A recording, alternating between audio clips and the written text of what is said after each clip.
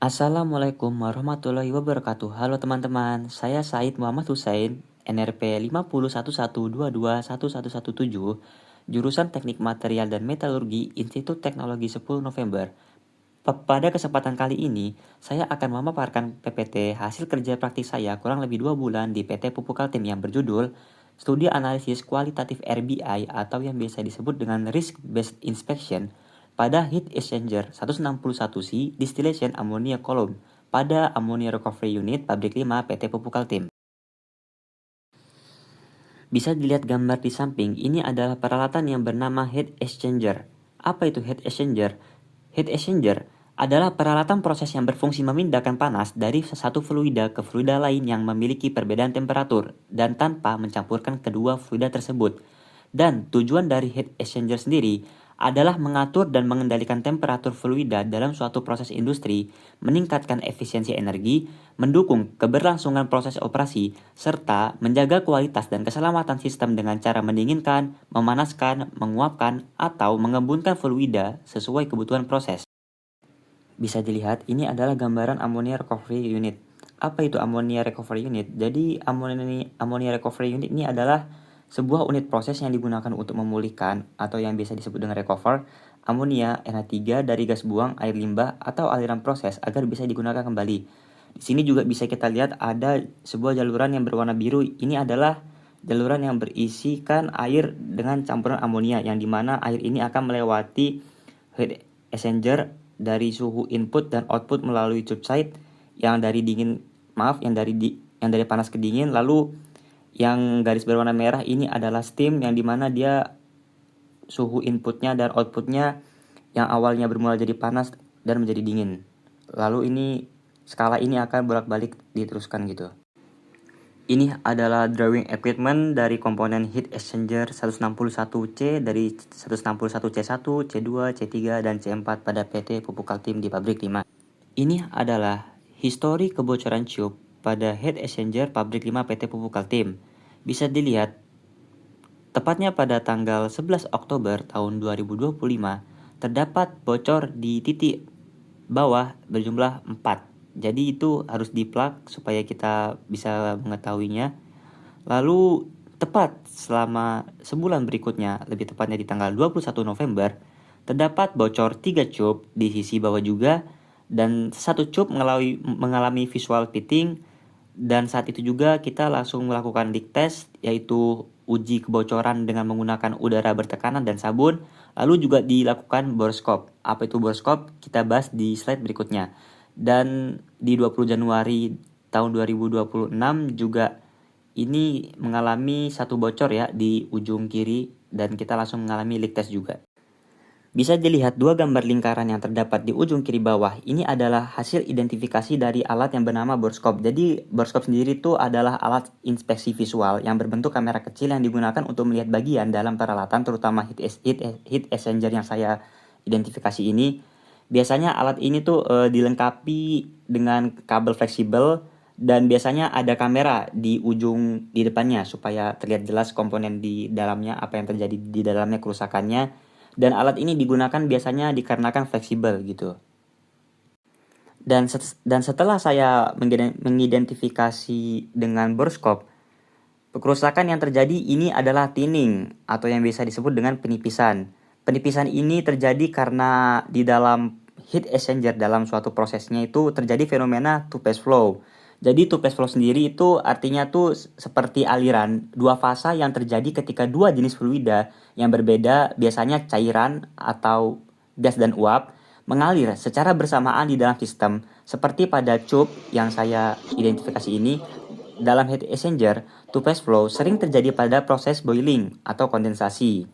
Dan juga di fenomena two-phase flow ini terjadi juga fenomena yang bernama water hammer. Jadi water hammer ini seperti perubahan mendadak antara fase cair dan uap yang menghasilkan lonjakan tekanan besar yang disebut water hammer itu tadi.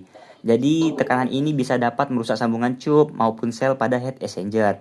Untuk lebih jelasnya, saya tampilkan video di samping ini. Oleh karena itu, saya melakukan analisis dengan metode RBI atau yang biasa disebut dengan Risk Based Inspection. Jadi definisi dari risk-based inspection sendiri, ini adalah metode perencanaan dan penentuan prioritas inspeksi pada peralatan industri berdasarkan tingkat risiko kegagalan yang menggabungkan probabilitas kegagalan atau yang bisa disingkat dengan POF dan konsekuensi kegagalan atau yang bisa disingkat dengan COF. Dan tujuan dari risk-based inspection ini sendiri adalah meminimalkan risiko kegagalan peralatan dengan cara mengoptimalkan metode dan interval inspeksi berdasarkan tingkat risiko, sehingga keselamatan, keandalan operasi, efisiensi biaya, dan kepatuhan lingkungan dapat tercapai secara efektif. Langkah pertama, saya melakukan perhitungan parameter pada distribusi Weibull untuk menganalisis keandalan. Dengan didapatkan rumus MTTF atau yang bisa disebut dengan Mean Time to Failure, rata-rata waktu sampai gagal, sama dengan eta dikalikan gamma function. Untuk gamma function sendiri didapatkan dari 1 ditambah 1 per beta. Seperti bisa kita ketahui, di sini gamma functionnya sendiri ada 1,3 dan betanya itu 3. Dan setelah saya melakukan perhitungan terhadap persamaan API 581.8.8.4.2, didapatkan hasil 11,177. Selanjutnya saya melakukan perhitungan terhadap cubnya itu sendiri. Sesuai dengan persamaan API 581.8.3.2, didapatkan rumus yaitu 1 dikurang RT. RT ini adalah reliability sebuah cubnya sendiri, yaitu yang dimana cubnya ini probabilitas kemungkinan kegagalan seberapa. Dan RT ini bisa dicari dengan rumus 1 min eksponensial dikurang T per theta pangkat beta. Dan untuk tetanya sendiri kita sudah mendapatkan hasilnya sebelumnya, yaitu di sebesar 11,177. Lalu kita masukin ke persamaannya dan kita langsung melakukan perhitungan dan didapatkan hasil sebesar 0,54. Selanjutnya saya melakukan perhitungan terhadap minimum wall thickness atau yang biasa dikenal dengan minimal ketebalan dari heat exchanger ini. Sesuai dengan standar ASME 7 Divisi 1 2019 UG27 mengenai thickness of cell under internal pressure, di sini saya sudah mendapatkan beberapa data yang dibutuhkan, yaitu dari design pressure, design temperature, joint efficiency yaitu 1, dan laju korosinya sebesar 3,2, dan material yang dipakai ini spesifikasinya yaitu SA106 MB dan size-nya 6 inci. Lalu di sini saya memakai dua metode, yaitu ada circumferential joints dan longitudinal, dan saya melakukan perhitungan dengan persamaan yang sesuai dengan standar dan didapatkan hasil dari circumferential sebesar 4,89 mm dan dari longitudinal sendiri sebesar 3,96 mm. Lalu saya juga melakukan perhitungan terhadap remaining life assessment atau yang biasa disingkat juga dengan RLA dengan rumus ketebalan furnace dikurang ketebalan minimum per corrosion rate, dengan asumsi corrosion rate sebesar 0,254 berdasarkan pengukuran thickness aktual 7,80 mm pada cell site heat exchanger 161C, memiliki remaining life assessment sebesar 24 tahun untuk sampai di titik minimum thickness yaitu sebesar 1,651 mm. Lalu saya juga di sini menghitung untuk rekomendasi dengan metode Life Extension Method atau yang bisa disingkat dengan LEM.